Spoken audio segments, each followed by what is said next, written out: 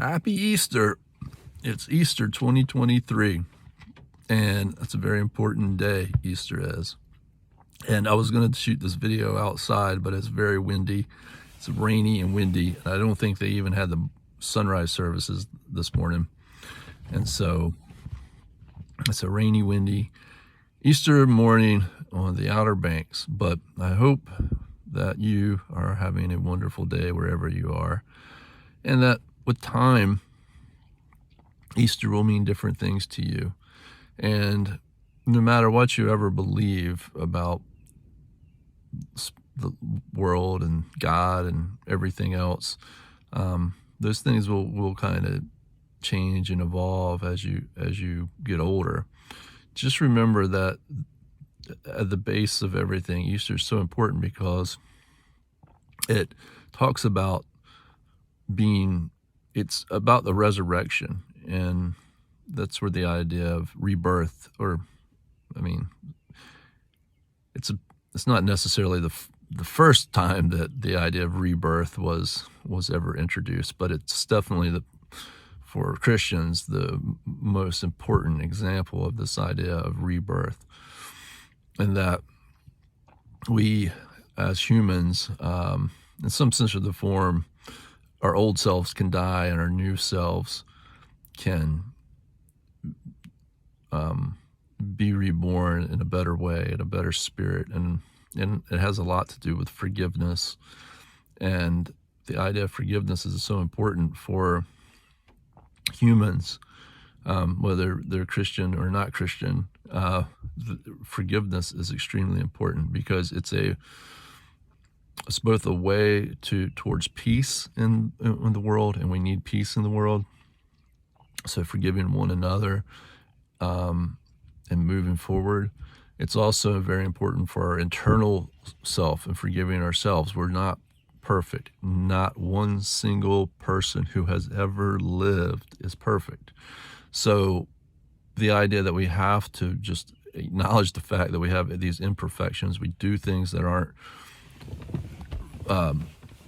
right, things that are sinful, or whatever terminology you want to use, things that are harmful to ourselves and harmful to others, they have to be forgiven. We have to forgive them within ourselves, not so that we can just keep doing them over and over again, but so that we can see them for what they are. And that is a life experience that we're all susceptible to. We all, every one of us, every single person who has ever lived and ever will live is going to make mistakes. And so because that is just a fact of life, it is extremely important that we understand that human beings are serving themselves in the world in the best way if they get better from those mistakes and move forward. And so forgiveness is a big part of that, and forgiving one another is a big part of that, because that allows us to move past certain issues that are holding us back when they come to other people. And other people have a huge influence on us. And so when we're young, especially, you need to know that even people who think that they're doing the best for you, might not necessarily even be conscious of the fact that they're doing things that aren't in the best interest of you. And you have to know that you are your own individual person, and you have the right to make up your own mind about things and to follow the compass that's within you and move forward, forgive those people, and move forward quickly. So many, and sometimes these things that happen to us from other people, usually where they're discouraging us or they're manipulating us towards a different direction or life path because they think that they know everything. They think they know what's good. And look, there's just not that many geniuses on the planet, and even geniuses don't necessarily know what's best for you. But most of the time, unless a person has a high degree of expertise in something, they don't really know. All they can do is teach you some fundamental things, and that's all that they really should do, and then let you take those things and form them into your own journey, your own objectives, and put them towards your own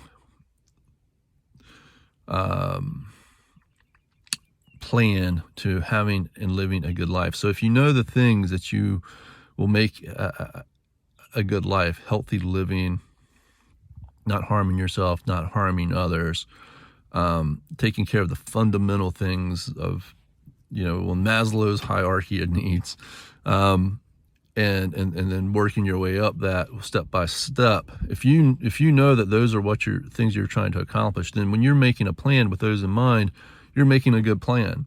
It may not be the plan that some other person thinks is a good plan, or they might not understand why you want that plan, but that's not for them to decide. I mean, it's just for you to take in information and then synthesize your own plan and objectives in a way that meets these goals and criteria that are best suited for living a good life. And I don't have a Bible with me, so I would read some Easter stuff if I did. But I do have another book by called Confessions by St. Augustine, who was a very he was a saint in the Catholic Church in the early days of the Catholic Church. So not too long after Christ was on earth, St. Augustine was a part of the Catholic Church. So it was a very interesting time, because a lot of things about the church and the teaching is that different churches abide by were really still being formed quite at that point. A lot of the fundamental stuff was still coming together during that period of time of St. Augustine. But I was reading just a little bit, and this idea of forming things and the unformed, all really relate to Easter. He wasn't talking about Easter specifically in what he was writing there, but it's to that point of dying, of reinventing yourself. Sometimes people use the word reinventing yourself, meaning that some old part of you dies and a new part blossoms up. And Easter is in the springtime, and I don't think that's by accident. Spring is about a rebirth. It's about going through these cycles, and we have to go through them. If everything was stagnant and it didn't change, then there was no spring, summer, fall, winter. Then it would kind of be like there was no existence. Anyways, it would just be sort of like there's this idea in philosophy that everything is nothing and nothing is everything. If things aren't changing and they don't have some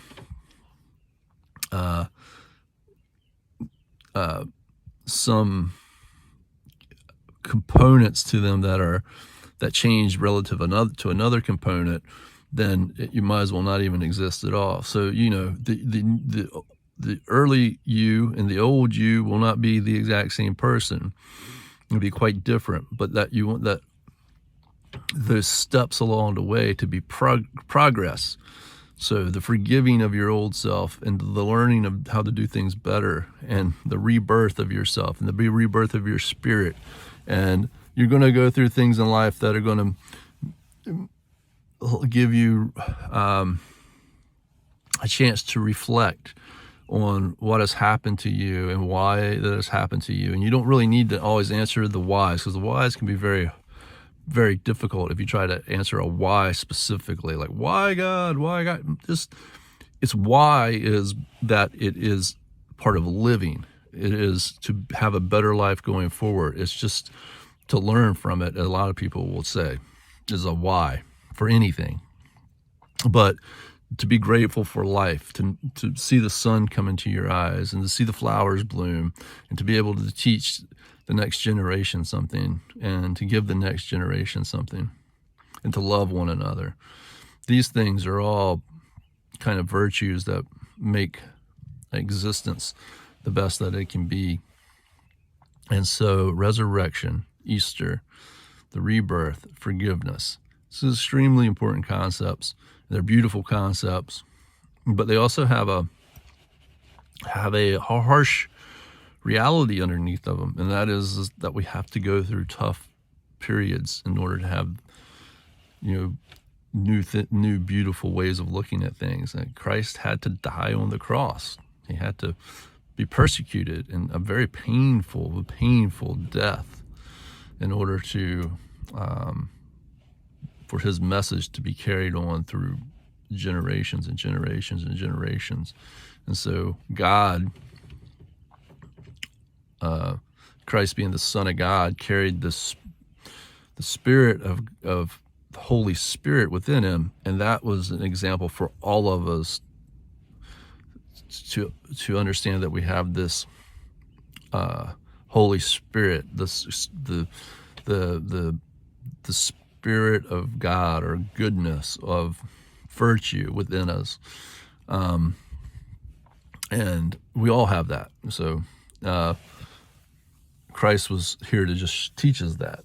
He was here to teach us that we can forgive one another, and that we can move forward, and we can live in peace, and that lots of the things, the rules and the laws that people were living by, and still do, but at that time were living by, were imperfect, and they could be improved upon and enlightened.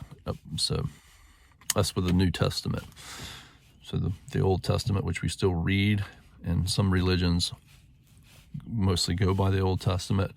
The Christian faith had the New Testament, and those were these teachings of Christ, largely related to Easter and the teachings of Christ. But Easter was the culmination of these things, this forgiveness and resurrection and rebirth, and forgiveness and loving one another and trying to live with peacefully with one another. It's very much at the heart of it all. And that's very much what Easter is here to try and remind us of. So, yeah, Easter was the day that Christ, the resurrection of Christ, right? Or was Easter day there was the Passover? I'm getting my days mixed up. Yeah, Easter was the resurrection. So, and then Mondays, we don't celebrate Monday really, but much in our churches, but Monday is also an important day, because that was the day that I think, like, it's Monday. I mean, it's important.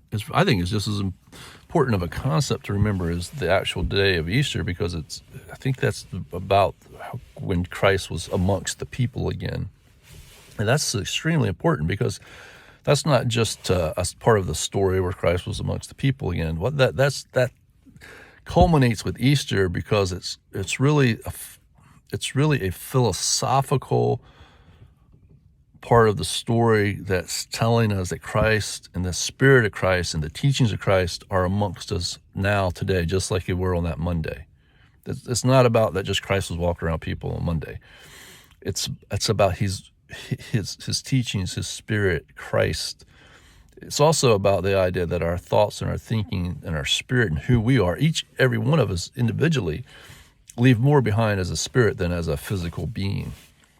If you choose a teacher, for example, because they touch a lot of people, teachers, they live their life teaching all these generations of people, whatever, young people or teenage people or college people, whatever. And they spend, however many years, 20, 30, 40 years, maybe 50 years of their life doing that. And then they're gone. But all the things that teacher taught and to all those people lives on. And so when we all have that in our lives, with our children or our friends or our professions or our art or whatever, it continues to live on beyond us. And Christ lived on beyond Easter. And that story doesn't end with Easter.